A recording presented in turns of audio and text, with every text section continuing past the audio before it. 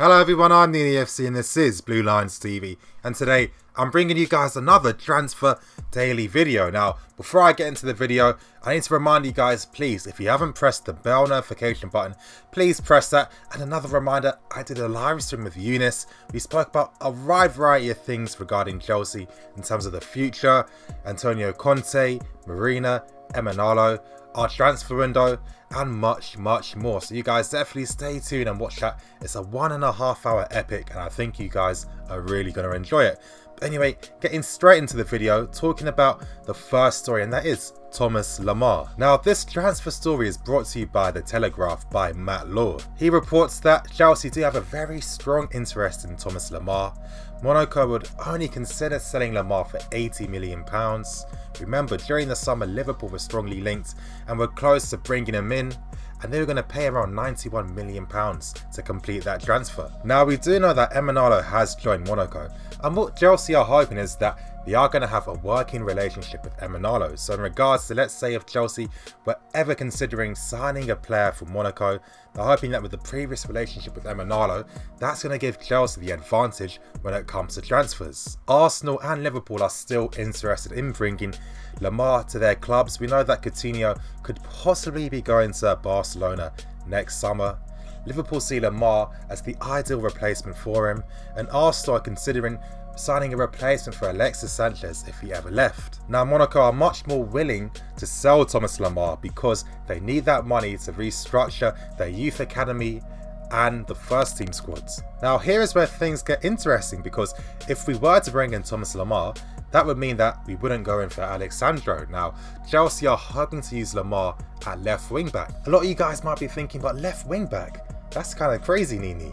Of course, my initial reactions, I was thinking, this seems like a ton of money to spend on a guy that isn't yet the finished article and will most likely be used out of position. But anytime I read these stories, I always try to contextualize things and really try and understand how it would possibly work. Now, with Lemar, his main qualities are his crossing, a fantastic cross of the ball, and he likes to play very direct long balls. Now, I was looking at some of his defensive contribution, and even though defending isn't his strongest suit, we have to remember that when you play as a wingback, you're not necessarily a fullback. As I keep stressing, playing as a wingback means that basically you're like a wide midfield player. You help support the play. Of course, you do track back to help defensively, but most times you do have support around you. Now, that support can come from another midfield player on the left, or it can come from someone in the back three. One of the key things that a wingback does need is the ability to be decisive in the final third. Now, with Thomas Lemar and his crossing, his dribbling ability is good. He completes about 50% of his dribbles. He's got a very good long shot. Plus, Chelsea feel that he could ideally be more decisive in the attacking final third, especially when it comes to linking up with the front two or the front three. And he is only 22 years old, so he could be developed and could grow playing in that role. Now, when it comes to my personal opinions, I'm thinking if you can get Alexandro, someone that's already world class in that position, why would you spend extra money to bring in someone younger who has never played in that position to then develop him when you could possibly get someone cheaper? But again, thinking about it as well, Chelsea could be looking at alternatives as well in case the Alexandro deal did fall through. I think it could definitely be a creative solution to solving that left wing back problem. And when you look at Victor Moses, it shows you that yes, a player can adapt to play there, because really playing as a wing back, in my opinion, is kind of like playing as a defensive winger. Now, Lemar would still be collecting the balls in the areas that he'd want to play in. He would have more space to roam in, and he wouldn't necessarily have to play with his back to goal as much as he does for Monaco.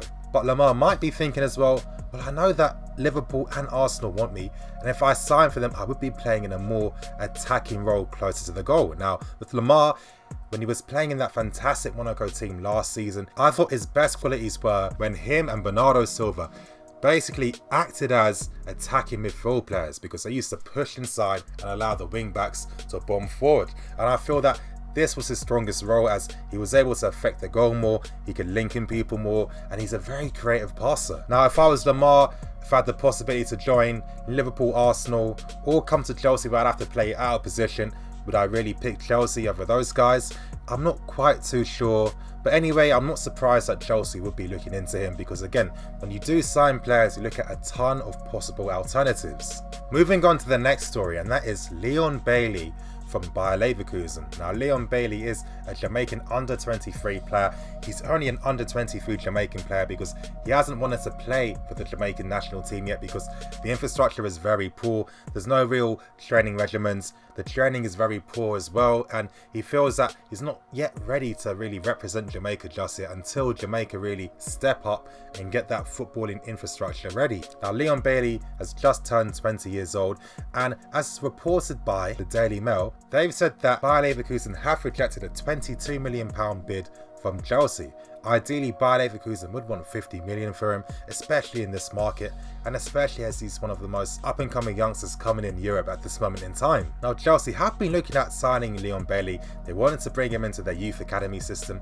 They were looking into signing him before he signed for Genk. Leon Bailey wasn't able to actually sign just yet because I don't think he had his work permit issues sorted at that moment in time, and especially he was a minor, being under 16 years old and not being a European international. It does make it much harder for clubs to sign in young players. But even then, when he was of age, he decided that he'd rather go to Genk because he was confident in his abilities and he wanted to play regular first team football because he knew that the possibilities were going to come in the future. The big clubs would come back for him, and it was best to get that game time and start playing as early as possible, which is a fantastic mentality to have. Now, I must admit, I've heard of Leon Bailey, but I didn't really understand what type of player he is. So over the past couple of days, I have been looking at clips and highlights of Bayer Leverkusen, and I must say I'm very impressed with what I'm seeing.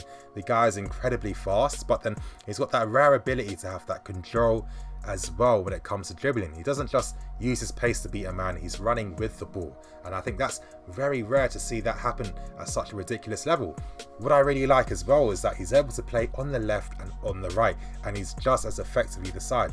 I personally think on the right hand side where he's able to cut in with his left foot is more ideal, but then when he does play on the left hand side, he is very direct and he still beats his man. Now, the Daily Mail are saying that Chelsea are looking into signing him as he'd be a possible alternative in the future to Pedro Willian or even possibly Eden Hazard if Hazard decided to leave. Leon Bailey this year for Bayer Leverkusen is definitely starting to show promise.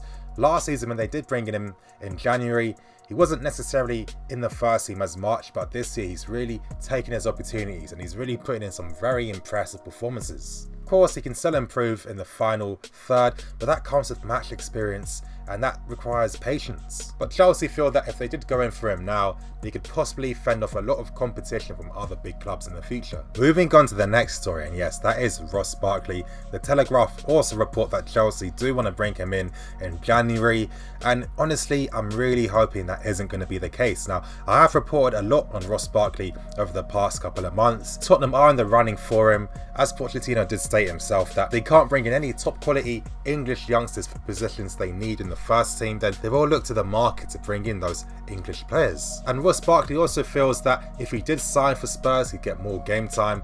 There's a World Cup year, he wants to get in the England squad, and he feels that Spurs could ideally be a better scenario for him. Now, it looks very likely that Ross Barkley will be leaving in January, but he still hasn't yet decided what club he wants to sign for. Now, in my personal opinion, I think if we did sign Ross Barkley, it would be a complete disgrace, and it really just goes to show you the lack of planning. And I'm actually going to put this on Conte, because even though I always give respect to Conte and I rate him a lot, that he's one of the few managers that will actually change something quickly and adapt, sometimes that can come at the cost of not really planning ahead for the future. Now, of course, Ross Barkley would be that attacking midfield player that we would need in a 3-5-2. But then we have 4 guys out on loan who could have filled that void perfectly. Marco van Ginkel at PSV has been banging in the goals over the past few years. We've got Lewis Baker, who was fantastic, got 16 goals for Vitesse last year, one of the top goal scoring midfielders in Europe, especially for someone so young as well. We do have Ruben Loftus-Cheek on loan at Crystal Palace doing very well, and we do have Mario Pasalic as another guy that can provide that goal scoring threat from midfield. Now, in my opinion, this is where Chelsea fans really criticise the club and the board. Ross Barkley is a guy that, even though he's been a very decent player, he hasn't really stepped up to the next level. So why does he deserve the opportunity to come to Chelsea to get the game time, to stop someone younger who has maybe a higher ceiling, who could potentially be better than him, than at the same age, and it is quite frustrating. I think if Chelsea did sign Ross Barkley, it would be pretty disgraceful, especially when you have so many youngsters we could give a chance to, or people in the loan army who could do a job even better. And I really don't see him being an upgrade signing at all. And again, I think the criticism the club do get in regards to certain transfers is justified if Ross Barkley does come. And move on to the final story, and that is Willian. Now, Willian in his interview against Huddersfield did state that preferably he would like to stay at Chelsea for the foreseeable future, and he doesn't want to leave in January. That's understandable. Of course, Willian is settled in the club. He loves living in London with his family. But even though Willian does want to stay at Chelsea, it seems like Chelsea might still sell him on if a good offer does come for him. Now, there is interest by Barcelona. They would possibly bring him in as a backup option if Coutinho never came. And Man United are another club that would possibly bring him in as an alternative to Mkhitaryan, or if one of the players does leave. So even though Willian does have love for the club and does want to stay, his future might not be in his hands. Now, Chelsea are looking in the market for alternatives to Pedro and Willian. They are turning into their 30s, and the club are thinking that if they did get a good offer for these guys, then they could really cash in before they reach 30, and then obviously the money for them and their market worth really falls. Now, I do like Willian. He has been a good player for the team, but in my opinion, I've always felt that Willian is a squad player. It looks like he has become a squad player under Conte, and it seems like if we can be bringing in players who could possibly challenge more for a first team spot, then I think we should do that and really cash in on Willian if the possibility ever came. It's just an opinion I've had on Willian for a few years now. But anyway, you guys, that's going to bring an end to the Transfer Daily video. I hope you guys enjoyed. Please like, comment and subscribe. Press the bell notification button if you haven't pressed that yet, and stay notified to all things Blue Lions TV.